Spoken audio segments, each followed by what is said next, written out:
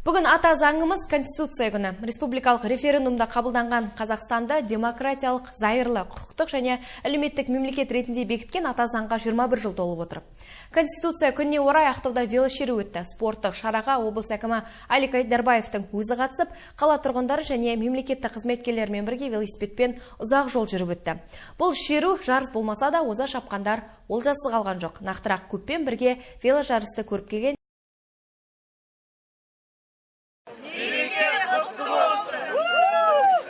Бүгінгі велошеруге келген әр адамның көңіл күйі көтеріңкі. Спортсүйер тұрғындар шеруге қатысу үшін велосипедтерді жалға алып, дайындықты таңғы 8-ден бастаған.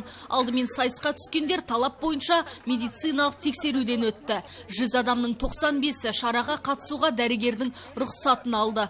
Олардың ең үлкені 63 жаста. Ал Алтынбек Ораздың ұлы велошерудегі ең жас қатысушы. 2 жастағы бала әкесімен бірге велосайысқа қатысты. Мен 2 жасар ұлымда келдім. Баламды қасыма алып отырғызып, спорттағы қызықты сәттерді көрсеткім келді. Баламның қауіпсіздігін өз жауапкершілігіме аламын. Шеруге дайынбыз. Велошерудің алғашқы кезеңі басталды. Қатысушыларға көлік иелеріне қызмет көрсететін орталықтан бастап Грин Парк кешеніне дейін 7 шақырым жол жүру міндеттелді. Шерушілерді облыс әкімі Алик Айдарбаевтың өзі бастап келеді. Бүгін ол қызметтік костюмын спорттық киімге ауыстырды. Темір тұлпарға емес, велосипедке отырып, ортадан оза шапты. Мен бүгінгі мүмкіншілікті пайдаланып, барша маңғыстаулықтарды бүгінгі мерекемен құттықтағым келеді. Ата заңымыздың мерекесі бұл өте маңызды біздің еліміз үшін, біздің мемлекетіміз үшін. Осы мерекеге жақсы жетістіктермен келіп жатырмыз.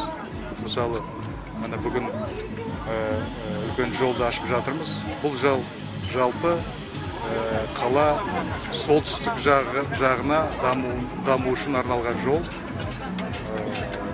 Бұл жұмыстарды біз жалғастыратын боламыз. Бүгінгі мына үлкен қала үшін, қала тұрғындар үшін жақсы жағдай деп ойлаймын. Велошеруге қала тұрғындарымен бірге аймақ басшысының орынбасарлары, мемлекеттік мекеме қызметкерлері, батыр ұлдарымыз Әлібек Ниязымбетов пен Берік Әбдірахманов шықты. Сондай-ақ көпшілік шараға қатысу үшін аудан әкімдері арнайы келіпті. Бұл олардың басын қосқан алғашқы велошеру.